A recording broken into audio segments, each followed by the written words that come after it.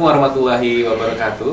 Selamat pagi pemirsa, kembali Anda menyimak Jalan Surga bersama saya Angga. Dan hari ini kita akan membahas sesuatu yang mungkin bisa mengubah mindset kita tentang arti dari bekerja. Dan sudah hadir bersama kami ada Gus Wadud. Assalamualaikum warahmatullahi wabarakatuh. Gus. Waalaikumsalam warahmatullahi wabarakatuh. Kabar sehat Gus ya? Alhamdulillah sehat walafiat. Semoga juga pemirsa dimanapun berada pada Allah diberikan kesehatan yang sempurna dan barakah. Ya, amin ya rabbal alamin. Amin amin ya rabbal alamin. Gus, hari ini kita akan membahas tentang etos kerja dalam Islam.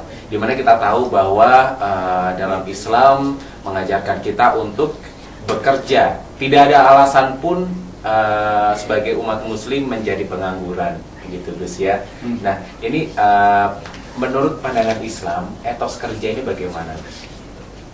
Yang pertama, Allah berfirman dalam Al-Quran, "Qul i'malu fasayarallahu amalakum wa rasuluhu wal mu'minun." Katakanlah wahai Muhammad, isi perkataannya apa? Bekerjalah kalian, berkaryalah kalian, maka Allah, Rasulnya, dan orang-orang yang beriman akan menjadi saksi dari hasil karya kalian. Maka kita ini berkarya di tempat ini, kita mengadakan siaran, kemudian shooting, kemudian ada ngedit, itu nanti Allah akan menjadi saksi. Dan nanti semua pemirsa itu akan menjadi saksi hasil usaha kita. Begitupun seorang suami yang bekerja keras, maka nanti Allah menjadi saksi, dan juga anak istrinya dan masyarakat sekitarnya akan menjadi saksi. Begitupun seorang dosen yang bekerja, menulis, meneliti, melakukan pengabdian pada masyarakat, maka Allah yang akan menjadi saksi, dan Rasulullah menjadi saksi, dan orang-orang dan masyarakat akan menjadi saksi. Maka karena itu Rasulullah menyatakan orang yang bekerja keras mulai pagi sampai sore, mungkin kayak saya ini ngajar mulai jam setengah 8 sampai jam 5 sore, bahkan sampai jam 10 malam, itu yang wajib. Belum lagi kalau ada pengajian sampai jam 2 malam baru pulang, itu Allah yang menjadi saksi. Kalau orang bilang, oh dia melakukan PP dari Jember Lumajang, kalau saya bukan PP tapi P6 pontang panting, pergi pagi pulang petang.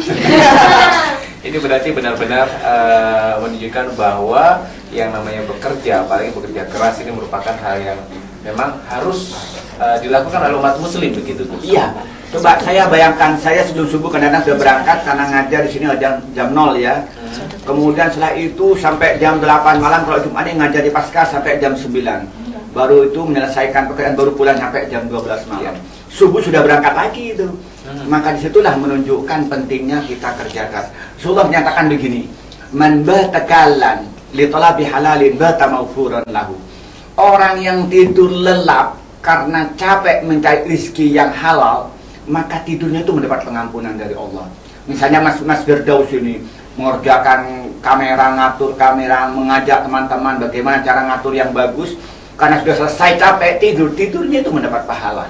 Apalagi wiritan. Disitulah gambaran penghargaan Islam, penghargaan agama Islam terhadap etos kerja, dan penghargaan yang sangat setinggi-tingginya.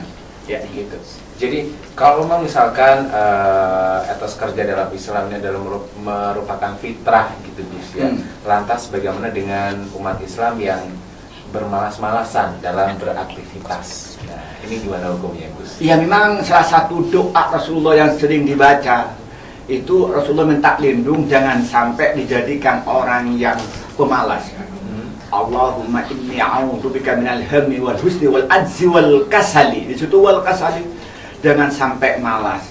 Nah, dalam kehidupan nyata, ketika manusia ini tidak kerja keras tapi banyak malas, maka apa? Hidup di dunia akan gagal. Seorang ayah yang malas bekerja, maka akan miskin. Ketika miskin, akan dia banyak hutangnya. Ketika miskin, dia tidak bisa mensekolahkan anaknya, maka anaknya bodoh. Ketika dia miskin apa? Dia tidak punya rumah yang layak, tidak diberikan makanan yang cukup kepada keluarganya. Kenapa? Akibat malas. Begitupun seorang pemuda, ketika dia malas, apa yang terjadi? Dia tidak mempunyai uang yang cukup, dia tidak menjadi orang sukses. Maka karena itu bekerja itu merupakan fitrah dari Allah yang diberikan pada manusia. Apa buktinya? Karena kita diberikan anggota badan yang layak untuk bekerja. Kita diberikan mata untuk melihat. Allah memberikan kita telinga untuk mendengarkan. Allah memberikan tangan untuk mengerjakan, untuk menulis, kemudian untuk mengatur kamera dan sebagainya. Itu adalah fitrah. Kita diberi kaki supaya kita bisa berjalan pada tempat kerja, dan lebih dari itu kita diberikan hati untuk merasakan dan berpikir. Maka manusia itu difitrahkan oleh Allah untuk bekerja dengan catatan bekerja sesuai dengan tuntunan Allah yang ada dalam Al-Quran, ada dalam hadis, dan ada dalam ijma ulama serta kiai. Lantas bagaimana Gus kalau misalkan seorang muslim ini kehilangan semangat inovatif gitu? Padahal berkreasi di era globalisasi seperti ini merupakan hal yang sangat penting, harus dimiliki oleh setiap individu begitu. Apalagi umat Islam juga mengajarkan bahwa sudah memaparkan bahwa bekerja merupakan fitrah begitu ya. Nah, bagaimana dengan mereka yang kehilangan inovasi begitu? Semangat inovasi. Inovasi itu jadi penting. Orang bilang itu kita harus punya ATM, amati, tiru, modifikasi. Jadi kalau saya misalnya menjadi narasumber di acara dialog, maka dipaksa saya untuk menonton, melihat orang-orang yang kelas dunia atau kelas nasional. Kita melihat, saya amati dengan sungguh-sungguh, kemudian saya tiru, tapi dengan modifikasi, jangan copy paste, sehingga ada karakter yang saya miliki. Begitupun misalnya teman-teman yang menjadi pemandu seperti Mas Angga ini, kita amatir misalnya jadi misalnya Mata Najwa dan sebagainya, ditiru, diamati, namun tetap modifikasi.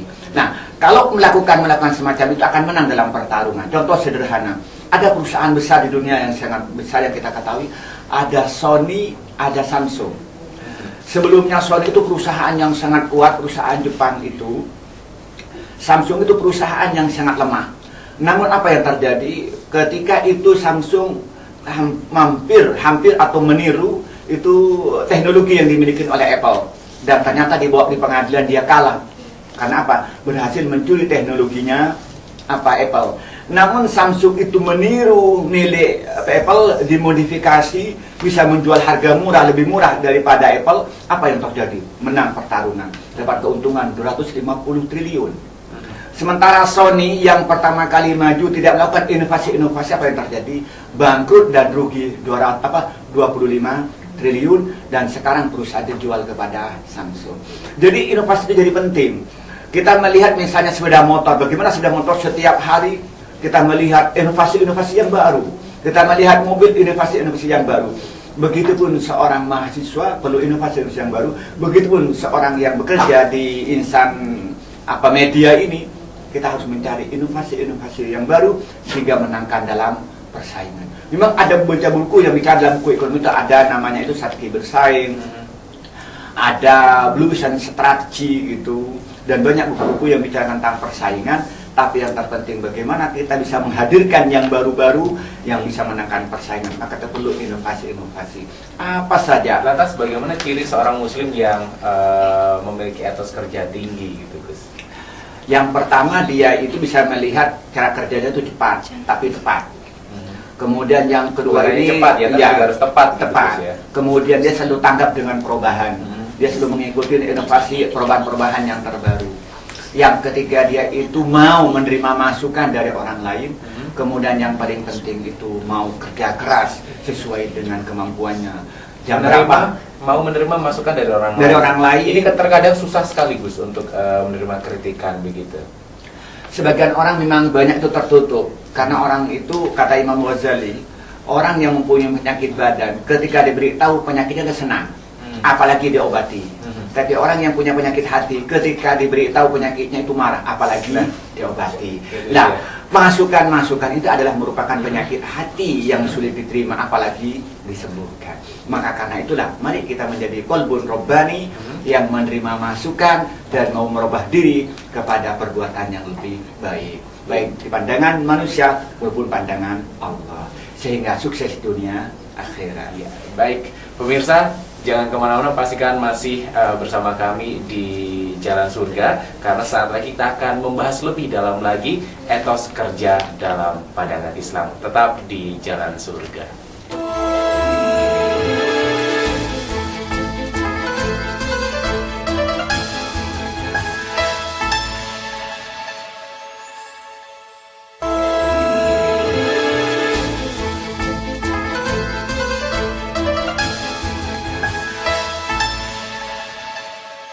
Pemirsa, terima kasih Anda masih bersama kami di Jalan Surga, masih bersama saya Angga dan tentunya dengan Gus Wadud juga. Tadi kita sudah sempat membahas cukup panjang begitu ya tentang etos kerja dalam Islam begitu. Nah, sekarang waktunya kita akan membahas dimensi dari etos kerja itu sendiri, Gus. Iya. Mungkin ada beberapa dimensi dari etos kerja, mungkin seperti makrifat, kemudian hakikat, dan juga syariat. Mungkin bisa dijabarkan kepada pemirsa yang Jadi yang pertama itu kita bicara tentang makrifat. Kita seorang bekerja itu harus mengetahui yang pertama mana perbuatan itu yang baik dan mana yang buruk. Itu yang pertama. Dari mana kita tahunya? Ukurannya adalah agama, Al-Quran, hadis, ijma, dan qiyas. Misalnya kita tuh berdagang. Apakah perdagangannya ini benar menurut agama, tidak mengandung riba, tidak mengandung gharar, apa tidak mengandung judi? Itu yang pertama. Atau kita ketika menjadi seorang pejabat, apakah ini sesuai dengan prosedur, apa menyimpang? Itu yang terpenting. Kita mengetahui. Nah, kalau sudah mengetahui, maka karena itu setelah tahu dia itu akan memilih mana yang paling baik, mana yang benar, baru kita lakukan. Itu yang pertama. Kemudian yang kedua itu hakikat. Dia harus memahami setelah tahu apa hakikat di sebuah pekerjaan. Itu kan intinya mendapatkan ridho dari Allah. Karena ridho dari Allah, maka otomatis yang kita kerjakan yang sesuai dengan kehendak Allah, sesuai dengan pekerjaannya masing-masing. Orang yang beribadah, bagaimana ibadah sesuai dengan kehendak Allah? Orang yang punya jabatan, bagaimana jabatan sesuai dengan kehendak Allah? Yang menjadi dosen, bagaimana jadi dosen yang sesuai dengan kehendak Allah? Yang menjadi seorang insan media, itu bagaimana sesuai dengan kehendak Allah. Yang menjadi seorang mahasiswa, bagaimana menjadi mahasiswa yang sesuai dengan kehendak Allah. Kalau sudah tahu hakikat itu semua, maka apa yang terjadi? Ukuran yang terakhir itu adalah syariat. Di mana syariat itu menjadi ukuran. Maka karena itu orang itu wajib mempelajari ilmu agama, ilmu fikih, ilmu tauhid sesuai dengan profesinya masing-masing. Kalau beribadah semua orang wajib. Tetapi misalnya kalau seorang pedagang, dia wajib mempelajari itu hukum tentang berbuyur, bagaimana jual beli yang benar. Itu wajib. Karena tidak tahu mesti syariatnya salah. Begitupun kalau dia itu seorang hakim di PA, pengadilan agama misalnya, maka wajib dia mengetahui secara teknis, secara terperinci bergerak dengan munakahat. Nah, kalau dia itu ternyata dia kerja di pengadilan umum, maka wajib dia mengetahui tentang KUHP misalnya. Maka kalau orang yang bekerja misalnya di perbankan, maka harus tahu tentang tata cara yang benar perbankan menurut Islam. Itu syariat aja disambung kesinambungan. Nah, kalau itu yang dilakukan, maka etos kerja yang dia lakukan itu adalah benar. Memang Presiden Indonesia itu menyatakan motonya adalah bekerja, kerja. Tapi kerja apa? Kerja positif atau negatif? Kalau kerja saja ternyata itu negatif, ya berdosa. Ada moto begini, katanya iklannya rokok itu banyak kerja sedikit bicara. Itu menjadinya apa? Copet. Copet itu kan sedikit bicara tapi banyak kerja. Karena tidak bicara sama sekali. Saya cuma berisyarat saja. Tapi kadang-kadang juga iklannya terbalik. Iklannya sebuah perusahaan komunikasi apa katanya? Banyak ngomong sedikit bicara. Nah, itu ada yang begitu. Lah apa yang terjadi kalau sudah begitu? Kita berarti dia tidak mengukur bagaimana hakikat dari sebuah amal, dimensi dari sebuah etos kerja. Maka karena itu kita perlu mengukur di mana kerja kita ini, apa dimensi-dimensi yang harus kita lakukan. Maka dimensi yang benar yang harus kita lakukan, dimensi yang salah yang harus kita kerjakan. Tidak semua kerja itu baik dan tidak semua pekerja itu mendapat pujian dari manusia, dari Allah. Tapi ketika pekerjaan itu sesuai dengan syariat, maka akan mendapatkan keuntungan di dunia maupun di akhirat. Akhirat, gitu. Nah, dalam dunia kerja ini penuh dengan persaingan, Gus ya. Ya. Penuh dengan ada yang bersaing secara sehat, ada juga yang bersaing dengan tidak sehat dalam artian melakukan kecurangan, begitu. Iya. Penting tidak, Gus, dalam etos kerja Islam kita mengetahui siapa lawan dan siapa kawan. Jadi di dalam Islam itu selalu berdasarkan itu cinta. Kepada karyawan harus menyintai, kemudian kepada pemasok harus menyintai, kemudian kepada konsumen harus mencintai, bahkan kepada kompetitor itu juga harus mencintai. Tapi cara mencintainya berbeda. Islam itu selalu mengajarkan bagaimana kita ini berpegang teguh kepada ajaran Allah, kepada Al-Quran dan hadis di dalam berbisnis. Yang di situ kalau bersaing dalam bahasa kita bersaing dengan sehat. Jadi walaupun bersaing tidak ada kecurangan, tidak ada penipuan, tidak ada ketidakjujuran, tetap. Maka Rasulullah menyatakan, at-tajirus saduqul amin ma'al anbiya wasyiddiqin wasyuhada yaumal qiyamah. Rawahu Ahmad. Seorang pedagang yang jujur dan terpercaya, maka nanti di akhirat, nanti di hari kiamat akan masuk surga bersama dengan para nabi dan orang-orang yang siddiq, orang-orang yang sungguh-sungguh jujur, dan bersama dengan para syahid yang mati di medan tempur. Itu satu gambaran bahwa dalam kondisi apapun, dalam persaingan apapun, maka kejujuran, kebenaran itu jadi penting. Dan realitas dalam kondisi apapun dalam persaingan, ternyata perusahaan yang dipercaya yang terus berkembang ketika perusahaan itu melakukan kejujuran. Banyak perusahaan-perusahaan yang terbukti gagal, hancur karena melakukan kecurangan. Maka di dalam teori itu ada namanya etika bisnis. Di dalam ekonomi Islam itu ada namanya etika bisnis dalam Islam. Itu menunjukkan apa? Bahwa walaupun dia melakukan persaingan, tetap berpegang teguh kepada etika, kepada ajaran Nabi Muhammad, berpegang kepada syariah yang ditetapkan oleh Allah Subhanahu wa Ta'ala melalui Rasulnya. Gus, kira-kira kalau misalkan kita bekerja dengan niat yang buruk, begitu ya, kita niat untuk mencari riba sebesar-besarnya, itu kira-kira bisa mempengaruhi tidak terhadap pekerjaan itu sendiri? Iya, niat itu sangat berpengaruh. Rasulullah menyatakan dalam hadis riwayat Imam Muslim, innamal a'malu binniyat, innamal likulli imri'in ma nawa. Bahwa amal perbuatan itu tergantung dengan niatnya. Manusia kerja apa saja itu dipengaruhi oleh niatnya, dan manusia itu akan mendapatkan sesuatu apa yang dia niatkan. Maka karena itu ketika dia bekerja sudah niatnya ingin mendapatkan yang haram, maka yang haram yang didapatkan, dan segala tenaga dan pikirkan untuk mendapatkan yang haram. Tetapi ketika dia bekerja dan diniatin untuk mendapatkan yang halal, maka segala tenaga akan diusahakan untuk mendapatkan yang halal. Maka karena itu tujuan dan niat itu sangat penting ditanamkan sejak awal, karena sejak awal Nabi sudah mengingatkan dalam hadisnya diriwayatkan oleh Imam Muslim yang datangnya dari Umar bin Khattab radhiyallahu anhu. Ya. Lantas bagaimana ketika kita bekerja kemudian kita mencari ridho dari Allah SWT, apakah ini merupakan cerminan atau manifestasi etos kerja yang sebenarnya? Iya, maka karena itu etos kerja di dalam Islam atau etos kerja pribadi Muslim itu ketika dia itu bekerja apa saja, ketika yang pertama diniatin karena Allah, yang kedua tata caranya berpegang teguh kepada yang ditetapkan oleh Allah Subhanahu wa Ta'ala sesuai dengan profesinya masing-masing. Seorang dokter berpegang kepada aturan seorang dokter, seorang kameramen berpegang kepada aturan kameramen, seorang yang semuanya yang terlibat itu berpegang pada aturan Allah.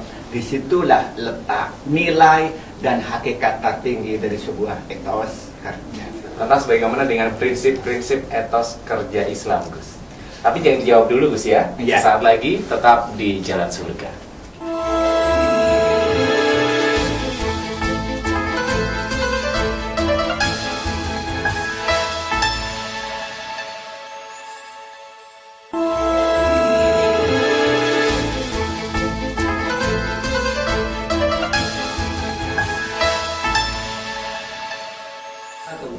Baik pemirsa, terima kasih Anda masih bersama kami di Jalan Surga, masih bersama saya Angga dan ada Gus Wadud juga. Nah, kita lanjutkan perbincangan kita tadi Gus ya. Bagaimana prinsip kerja prinsip etos kerja dalam Islam? Iya, etos kerja dalam Islam itu ada dua hal ya. Yang pertama, bagaimana pekerja itu menjadi nilai ibadah dalam Islam. Yang kedua, bagaimana orang itu punya semangat bekerja yang baik. Yang pertama, bekerja itu menjadi ibadah dan mendapatkan pahala dari Allah Subhanahu wa Ta'ala, dan nanti akan mendapatkan balasan surga di akhirat. Maka yang pertama yang dia kerjakan itu sesuai dengan syariat.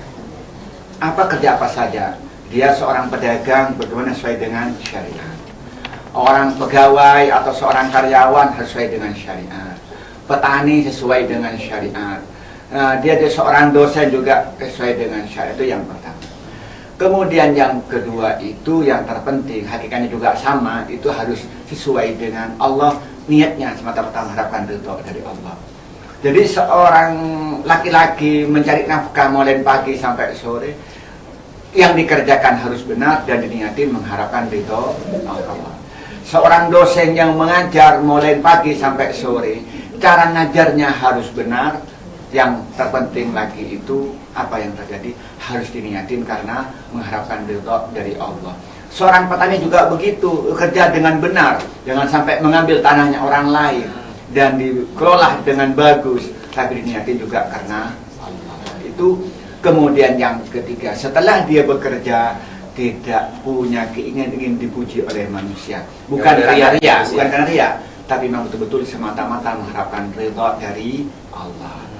Itu yang pertama. Kemudian yang kedua, kapan orang itu bisa punya etos kerja? Yang pertama, orang itu punya etos kerja itu harus yakin apa yang dikerjakan itu ada nilai ibadahnya di depan Allah, akan mendapatkan pahala dari Allah.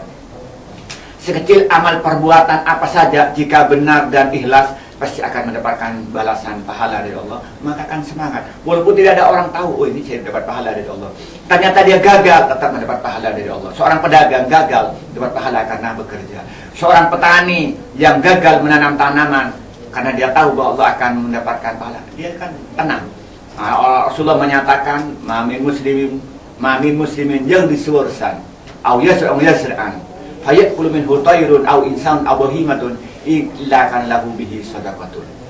Orang yang menanam pohon-pohonan besar yang berbuah, kemudian menanam tanaman-tanaman kecil berbuah, lalu hasilnya itu dimakan oleh binatang, oleh burung atau manusia atau binatang, maka dia menjadi sedekah. Kalau sudah begini kan enggak dia menanam pohon mangga, dia enggak dia menanam pohon jambu, walaupun nanti dicuri oleh tetangga, kan begitu. Atau kita menanam misalnya bayam kemudian dimakan oleh manusia atau dimakan oleh binatang, karena itu sedekah. Maka itu akan punya semangat, itu yang pertama. Kemudian yang kedua, bahwa orang ini akan terhormat ketika hidupnya tidak punya ketergantungan dengan orang lain. Independen, seorang laki-laki terutama. Seorang laki-laki itu akan dihormati oleh istri itu ketika punya uang. Kalau nggak punya uang dimarahin oleh istri. Begitu Gus ya? Iya, Al-Quran menyatakan ar-rijalu qawwamuna 'alan nisa'i bima anfaqtum. Laki-laki akan qawwam, akan wibawa, akan menjadi pemimpin, akan bisa mengatur kepada istri kapan? Bima anfaqtum, disebabkan telah memberikan nafkah. Itu makhumnya. Makhum mukhalafahnya katanya orang ahli usul fikih. Kebalikannya apa? Ketika dia tidak bisa memberikan nafkah, maka dia tidak qawwam, dia tidak akan wibawa. Kadang-kadang batuk saja dimarahin, sakit saja dimarahin. Kenapa? Karena nggak punya uang. Nah, maka karena itu ketika dia berpikir bahwa tak kehormatan ketika dia sukses, maka dia tidak akan menyerah. Dia berusaha menjadi orang sukses dan tidak pernah lelah untuk bekerja keras. Kemudian orang dia tahu ketika orang itu malas dan tidak mau bekerja, apa akibatnya? Dia punya utang. Karena orang mesti memenuhi kebutuhan untuk makan, butuh untuk pergian, butuh uang. Akibatnya utang. Orang yang punya hutang itu paling tidak enak. Kata Rasulullah menyatakan, iyyaka wad-dain fa innahu humumun fil lail wa sigharun fin nahar. Orang yang punya hutang itu ketika malam hari sendirian bingung mikirin hutang. Ya. Dan siang hari ketika ketemu dengan orang yang beri hutang, apa? Dia merasa hina, merasa malu. Coba lihat ada orang punya hutang besar merasa gagal, malu. Maka karena itu dia tahu, oh ternyata kalau saya nggak bekerja, hidup saya ini sengsara, hidup saya akan menjadi hina, maka akan bekerja. Jadi harusnya itu menjadi motivasi, Gus. Jadi motivasi. Kemudian berikutnya, dia itu mempunyai obsesi, punya cita-cita besar menjadi orang sukses. Oh, saya punya obsesi ingin menjadi orang kaya, misalnya kayak Hudul Tajum, kita akan kerja keras. Oh, saya ingin menjadi seorang ilmuwan, misalnya seperti kelas dunia, kayak Wahbah Zuhaili misalnya, atau ilmuwan politik seperti kayak misalnya Huntington atau Alvin Toffler. Oh, saya ingin menjadi orang-orang ilmuwan tentang Islamic Studies misalnya, seperti kayak misalnya kayak Yusuf Qaradawi, Hasan Al-Banna. Kita punya cita-cita kayak itu, maka karena cita-cita besar itu, maka itu akan terdorong. Contohnya, seorang laki-laki ketika cinta pada perempuan itu semuanya menjadi ringan. Malam-malam nantakan pakai sepeda motor, dingin pun tanyakan, dingin mas? Enggak, saya selama denganmu terasa hangat kan gitu. Kenapa? Karena cita-cita yang tinggi. Begitupun ketika dia punya obsesi jadi orang besar, maka keadaan jadi ringan semua itu. Wajib ya setiap muslim untuk menentukan target dari hidupnya. Iya. Jangankan kerja, selalu aja ada targetnya. Allahumma sholli ala Muhammad kama shallaita ala Sayyidina Ibrahim. Semoga engkau memberikan rahmat pada Nabi Muhammad seperti yang telah engkau berikan kepada Nabi Ibrahim. Artinya apa? Selalu saja ada target, apalagi kehidupan. Sama hidup ini sama dengan pepergian. Oh, saya dulu ngajak akan pergi ke Jember. Di mana Jember? Di YN. YN di mana? Di Fakultas Dakwah. Maksud di mana? Ternyata di lantai 2. Jelas arahnya. Begitu orientasi hasil begitu. Iya. Ya? Saya bilang gini, saya apa? Saya ingin menjadi seorang profesor. Profesor apa? Bidang ekonomi. Apa yang harus saya lakukan? Maka baca buku yang banyak, nulis yang banyak, diskusi yang banyak. Disitulah ada target yang harus kita capai. Ketika kita punya target, maka kita akan bekerja dengan sungguh-sungguh. Kenapa?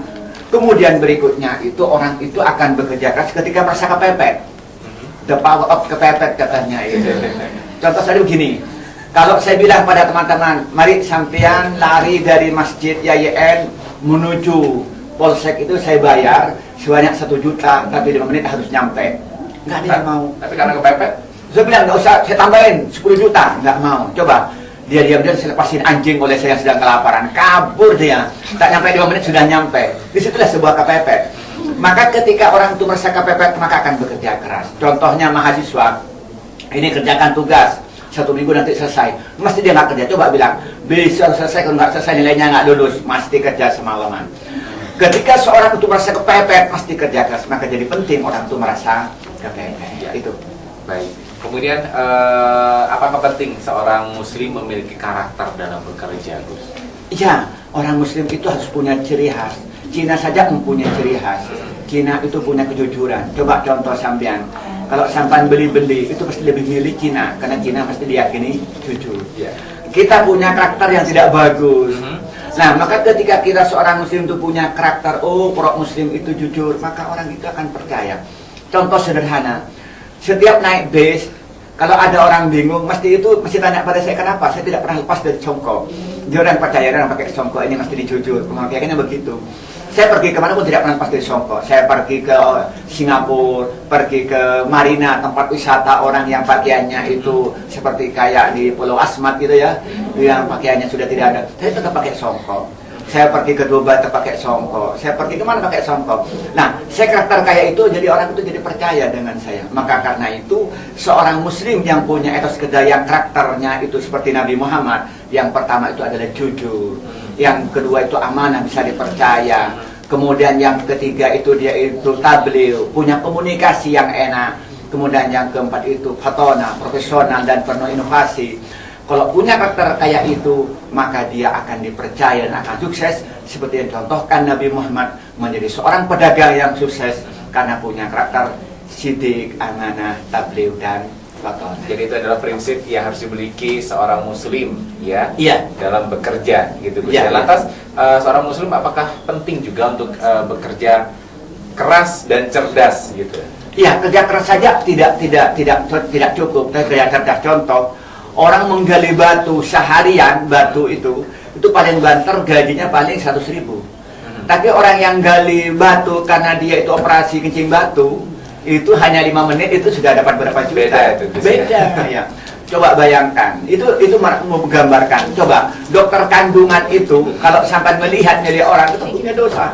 Tapi coba melihat, itu situlah Disitulah kerja keras, kerja cerdas. Coba seorang profesor, dia bicara 1 jam itu bisa digaji 50 juta. Tapi seorang yang lulusan SD ngomong 1 hari semalam itu tidak banyak. Contoh, Siapa yang mau mendengarkan gitu. guru TK paling banter gaji 500.000 itu sebulan. Kadang-kadang cuma 100.000. Padahal seorang profesor jarang ngajar itu, waktunya hanya berapa dalam seminggu, itu gaji bisa 15 juta. Maka karena itulah kerja keras dan kerja itu berbeda. Contoh sederhana, seorang supir itu tenang aja nyetir.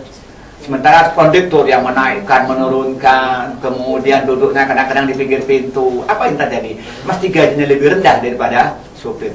Kerja keras namun tidak kerja cerdas. Maka karena disitulah kewajiban kita itu menjadi seorang ilmuwan, menjadi fatona, bukan sekedar hanya kerja, supaya kita ini cerdas. Karena dengan cerdas itu yang disertai dengan kerja keras akan sedikit banyak akan mendapat keuntungan.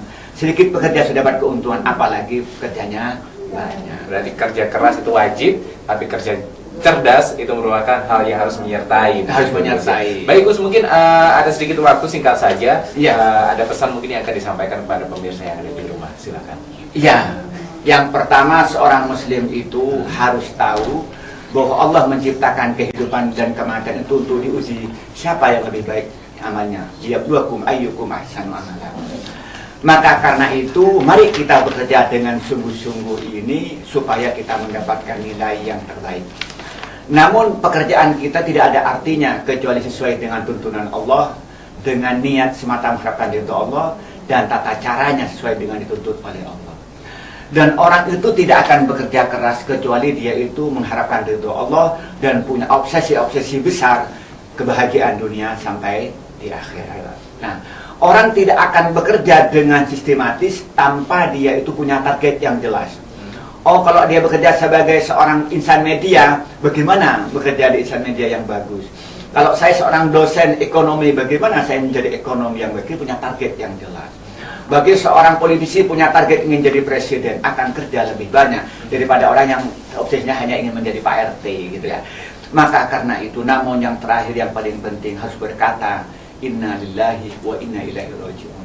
Apa yang kita miliki harus yakin itu hanya milik Allah, dan kita harus yakin semua akan diminta pertanggungjawaban kepada Allah. Kalau itu kita lakukan, insya Allah semua umat Islam akan bekerja keras dan kerja cerdas, tetapi dalam tataran sesuai dengan tuntunan yang Allah ridhoi. Apa akibatnya? Maka di dunia hasanah wa fil akhirati hasanah wa qina adzabannar. Di dunia hidup bahagia sejahtera, dan di akhirat akan masuk surga, diselamatkan dari api neraka. Amin. Itu. Baik, Gus Watu, terima kasih atas kehadirannya hari ini di Jalan Surga, sangat luar biasa sekali. Topik kita hari ini yaitu tentang etos kerja dalam Islam. Berjumpa lagi untuk Jalan Surga berikutnya. Saya Angga, pamit undur diri. Wassalamualaikum warahmatullahi wabarakatuh.